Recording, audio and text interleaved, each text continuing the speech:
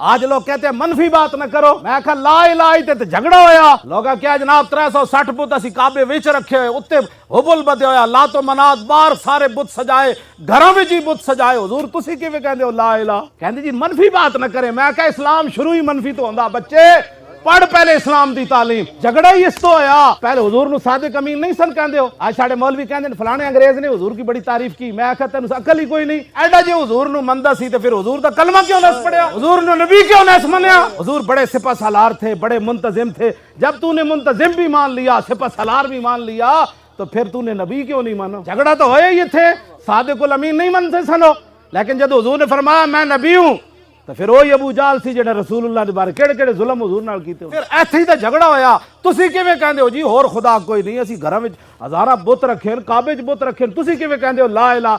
झगड़ा तो होया ही ला इलाहा ते। साडे लोग नूं कोई समझ ही इन्हां नूं कोई नहीं दीन दी। ऐथे ही तां गल होई। इल्लल्लाह दा नूर ते बाद विच आना है ना, पहले झगड़ा करना पैना पूरी दुनिया नाल।